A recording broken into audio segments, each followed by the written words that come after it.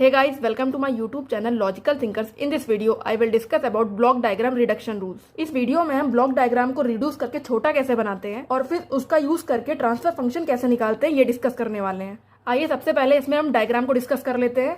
इसमें इस डायग्राम में ये इसका समिंग पॉइंट होता है, ये इसका टेक ऑफ पॉइंट होता है, ये इसका फॉरवर्ड पाथ होता है और ये इसका फीडबैक पाथ होता है।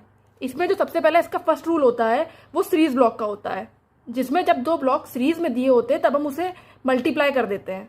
और जो हमारा ट्रांसफर फंक्शन होता है वो आउटपुट ट्रांसफॉर्म और इनपुट ट्रांसफॉर्म का रेशियो होता है, मतलब CS अपॉन RS। तो हमारा CS अपॉन RS बराबर हो जाएगा G1S इंटू G2S जब दो ब्लॉक सीरीज में दिए होंगे। तो देखिए हमने यहाँ पर इन दो ब्लॉक्स को एक में कन्वर्ट कर दिया, जिसमें आ जाएगा G1S into G2S। Second rule होता है हमारा पैरेलल ब्लॉक्स का, जिसमें जो ब्लॉक्स होते हैं वो पैरेलली कनेक्टेड होते हैं। इसे हम अलजेब्रिकली सॉल्व करते हैं।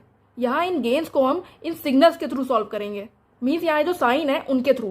तो अगर हम यहाँ पे CS अपॉन RS की वैल्यू निकालें तो यहाँ पे CS अपॉन RS की वैल्यू आ जाएगी। देखिए यहाँ पे प्लस साइन है तो यहाँ पे आ जाएगा प्लस G1S, यहाँ पे माइनस साइन है तो यहाँ पे आ जाएगा माइनस G2S, और यहाँ पे फिर प्लस साइन है तो यहाँ पे आ जाएगा प्लस G3S। तो हमारा CS अपॉन RS बराबर आ जाएगा G1S minus G2S plus G3S। जो थर्ड रूल होता है वो पॉजिटिव फीडबैक कनेक्शन का होता है। पॉजिटिव फीडबैक कनेक्शन में जो यहाँ पे साइन दिया होता है उसका अपोजिट साइन हमें आउटपुट में लगाना पड़ता है। मीन्स जो हमारा CS अपॉन RS की वैल्यू होगी तो CS अपॉन RS बराबर आ जाएगा G1S upon 1 minus G1S into H1S।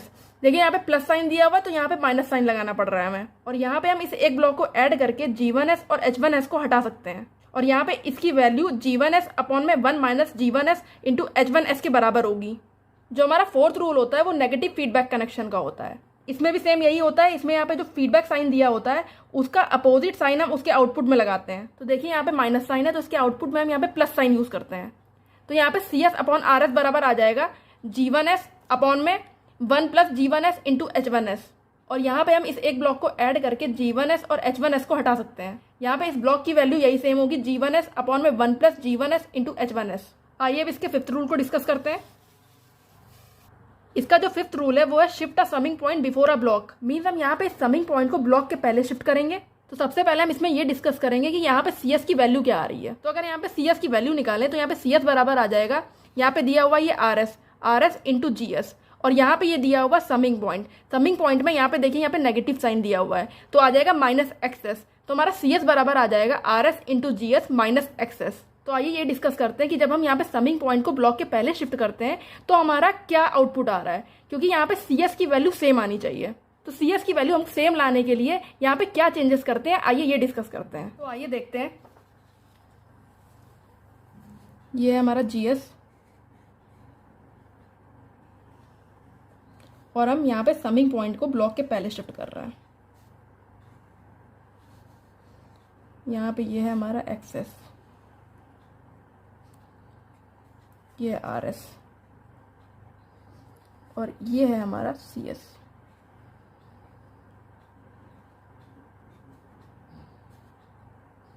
तो अगर हम यहाँ पे CS की वैल्यू निकालें तो यहाँ CS बराबर आ जाएगा RS माइनस XS, क्योंकि यहाँ पे माइनस साइन है, और यहाँ पे जो GS है वो RS माइनस XS से मल्टीप्लाई होगा। हमारा आउटपुट आ रहा है इसमें ये, जब हम समिंग पॉइंट को यहाँ शिफ्ट कर रहे हैं, और हमारा पहले CS की वैल्यू आ रही थी, CS बराबर आ रहा था RS into GS minus XS, और अब हमारा CS बराबर आ रहा है RS GS minus XS GS। मतलब यहाँ पे जो GS है वो एक्स्ट्रा आ रहा है, हमें इसको यहाँ से रिमूव करना है। तो आइए देखते हैं हम इसको कैसे रिमूव करते हैं यहाँ से। और इसको यहाँ से रिमूव करने के लिए हमको यहाँ पे इस टर्म को GS से डिवाइड करना पड़ेगा। मतलब अगर हम यहाँ पे पहले से ही XS को GS से डिवाइड कर रहे होते तो हमारी CS की जो वैल्यू है वो आ रही होती RS into GS minus XS। मतलब अगर हम यहाँ पे CS बराबर अगर हम लिख दें RS माइनस XS अपॉन में GS, फिर अगर हम यहाँ पे GS से मल्टीप्लाई कर रहे होते तो फिर हमारी CS की वैल्यू यही आ रही होती। तो यहाँ पे हम इस XS को GS से डिवाइड करने के लिए हम यहाँ पे एक ब्लॉक ऐड करेंगे 1 अपॉन GS वाला। तो जब हम यहाँ पे 1/GS वाले ब्लॉक को ऐड करेंगे तो यहाँ पे इसकी वैल्यू आ जाएगी RS माइनस एक्सेस अपॉन में GS। फिर यहाँ पे इस पूरे को हमको इंटू करना पड़ेगा GS से, तो हमारी CS की वैल्यू आ जाएगी RS into GS minus XS. जो हमारा 6th रूल होता है वो होता है shift a summing point after a block. तो आइए देखते हैं कि जब हम इस समिंग पॉइंट को ब्लॉक के बाद शिफ्ट करते हैं तो CS की वैल्यू सेम लाने के लिए हमें यहाँ क्या करना पड़ता है। तो अगर हम यहाँ पे CS की वैल्यू निकालें तो CS इक्वल टू आ जाएगा RS, यहाँ पे माइनस साइन है तो minus XS, RS minus XS into GS। और जब समिंग पॉइंट को ब्लॉक के बाद शिफ्ट करते हैं तो देखिए क्या होता है, ये हमारा यहाँ GS, ये यहाँ पे आ जाएगा हमारा RS, और यहाँ पे ये आ जाएगा हमारा समिंग पॉइंट, यहाँ पे आ जाएगा माइनस, और यहाँ पे ये है CS, ये हो जाएगा हमारा एक्सेस। तो अगर हम यहाँ पे इसकी वैल्यू निकालें CS की, तो यहाँ पे CS की वैल्यू आ रही है RS into GS minus XS. तो मतलब हमें यहाँ पे CS की वैल्यू सेम लाने के लिए यहाँ पे इस एक्सेस से भी GS को मल्टीप्लाई करना पड़ेगा, और यहाँ पे एक्सेस से GS को मल्टीप्लाई करने के लिए हमें यहाँ पे GS का ब्लॉक ऐड करना पड़ेगा यहाँ पे। तो देखिए यहाँ पे हमने GS का ब्लॉक ऐड कर दिया, और अब अगर हम यहाँ पे CS की वैल्यू देखें तो यहाँ पे CS बराबर आ जाएगा RS इंटू GS,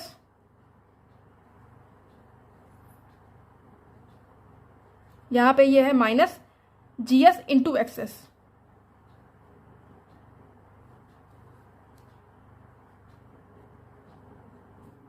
तो अगर हम यहाँ से GS को कॉमन ले लेंगे तो यहाँ पे देखिए यहाँ पे ये सेम आ जाएगा। आइए अब इसके 7th रूल को डिस्कस करते हैं। जो 7th रूल होता है वो होता है shift a take off point before a block. मतलब जब इस टेक ऑफ पॉइंट को ब्लॉक के पहले शिफ्ट करते हैं तो इस आउटपुट को सेम लाने के लिए हमें क्या करना पड़ता है, आइए ये डिस्कस करते हैं। तो यहाँ पे CS बराबर हो जाएगा RS इंटू GS। तो देखिए यहाँ पे CS बराबर आ गया RS इंटू GS, और अगर हम यहाँ पे एक्सेस की वैल्यू निकालें तो यहाँ पे एक्सेस की वैल्यू भी RS इंटू GS ही आ रही है। तो आइए देखते हैं कि जब यहाँ पे टेक ऑफ पॉइंट को ब्लॉक के पहले शिफ्ट करते हैं तो यहाँ पे CS और एक्सेस की वैल्यू यहाँ पे इक्वल लाने के लिए हमें क्या चेंजेस करने पड़ते हैं। तो आइए देखते हैं। यहाँ पे ये है हमारा GS, और यहाँ पे इस टेक ऑफ पॉइंट को हम यहाँ पे ब्लॉक से पहले लेते हैं, ये है हमारा एक्सेस, ये है हमारा RS, और यहाँ पे ये है हमारा CS।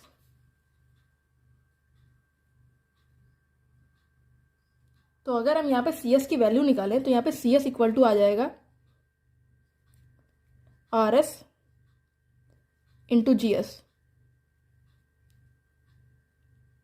और यहाँ पे अगर हम एक्सेस की वैल्यू निकालें तो एक्सेस इक्वल टू आ रहा है RS, क्योंकि देखिए यहाँ पे एक्सेस इक्वल टू आ रहा है RS।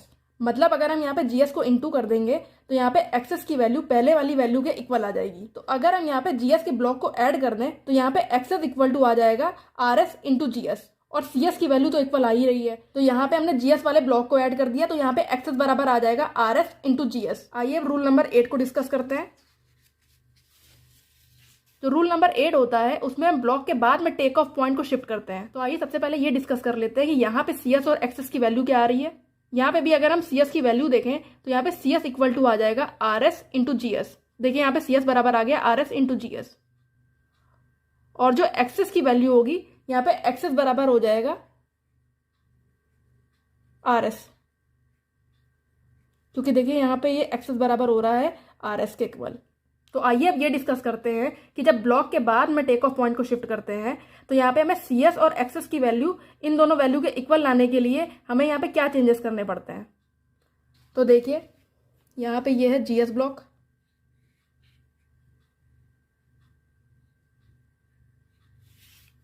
ये है हमारा RS,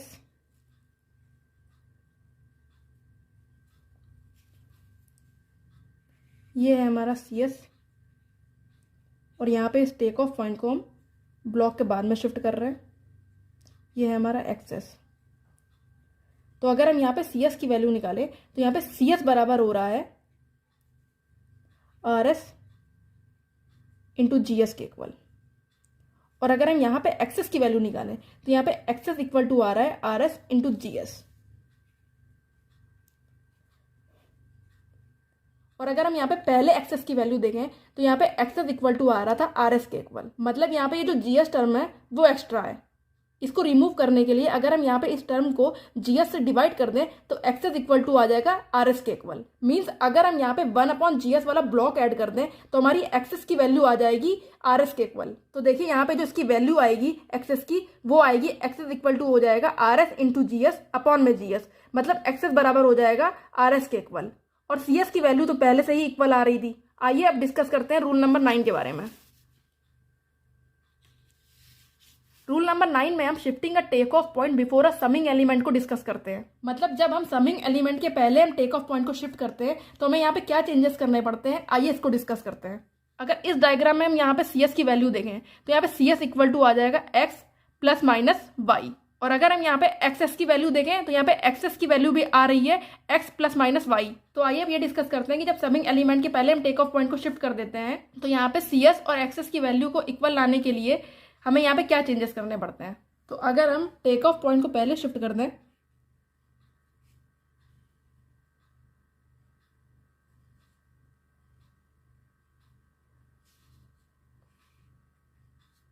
ये हमारा एक्स,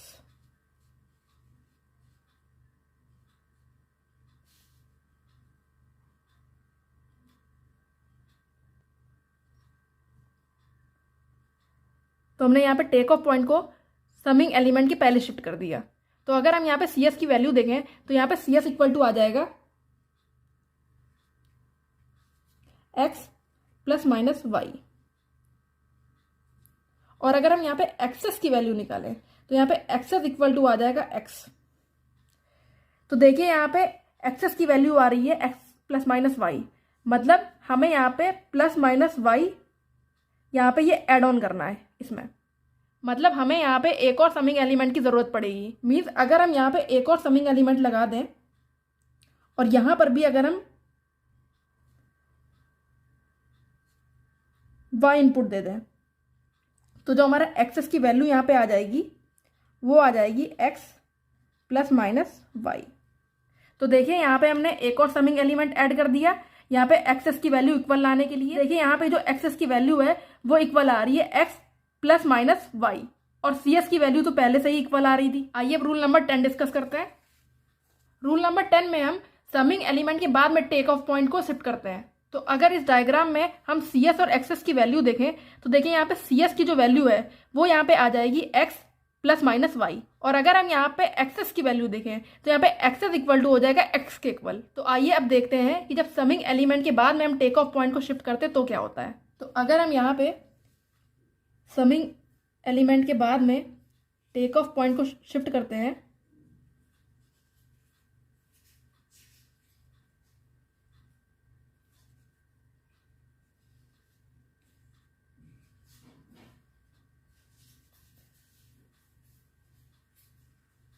ये था हमारा y प्लस माइनस। तो हम यहाँ पे देखते हैं कि यहाँ पे सी एस की वैल्यू बराबर आ रहा है x प्लस माइनस वाई, जो हमारी यहाँ पे जो पहला डायग्राम था उसकी इक्वल थी। और अगर हम यहाँ पे एक्सेस की वैल्यू निकालें तो यहाँ पे एक्सेस की वैल्यू आ रही है x प्लस माइनस वाई और जो पहले हमारे एक्सेस की वैल्यू आ रही थी वो आ रही थी x के इक्वल। मतलब हमें यहाँ पे जो प्लस माइनस वाई जो टर्म है उसको हमें एलिमिनेट करना होगा। इसको यहाँ से एलिमिनेट करने के लिए हमें यहाँ पे एक और समिंग एलिमेंट ऐड करना होगा यहाँ पे, क्योंकि यहाँ पे प्लस माइनस वाई दिया हुआ है। और अगर हम यहाँ पे इसके अपोजिट टर्म को यहाँ पे ऐड करते हैं तो यहाँ पे एक्सेस इक्वल टू आ जाएगा एक्स के इक्वल। इसका अपोजिट टर्म मतलब माइनस प्लस वाई। तो यहाँ पे हम इस समिंग एलिमेंट को इससे कनेक्ट कर देंगे और यहाँ पे कर देंगे साइन माइनस प्लस। तो हमारा यहाँ पे एक्सेस इक्वल टू आ जाएगा X plus minus Y minus plus Y. तो ये दोनों कैंसिल हो जाएंगे और हमारा जो एक्सेस की वैल्यू है वो इक्वल टू आ जाएगी एक्स के। तो आइए अब डिस्कस करते हैं रूल नंबर 11 को। जो रूल नंबर 11 होता है उसमें हम समिंग पॉइंट्स को इंटरचेंज करते हैं। जब दो समिंग एलिमेंट सीरीज में लगे होते हैं तो हम उसे इंटरचेंज कर सकते हैं और उसके आउटपुट में कोई डिफरेंस नहीं आता है। तो देखिए यहाँ पे दो समिंग एलिमेंट सीरीज में लगे हुए हैं और अगर हम यहाँ पे सी एस की वैल्यू निकालें तो यहाँ पे सी एस इक्वल टू आ जाएगा X minus Y plus Z. देखिए हमने यहाँ पे इस समिंग पॉइंट को यहाँ शिफ्ट कर दिया और इस वाले समिंग पॉइंट को यहाँ शिफ्ट कर दिया। अगर हम यहाँ पे सी एस की वैल्यू निकालें तो सी एस इक्वल टू आ जाएगा X plus Z minus Y. तो गाइज आपको मेरी ये वीडियो कैसी लगी प्लीज आप इसे कमेंट बॉक्स में जरूर बताइएगा। Please guys like, subscribe and share this video. Thank you.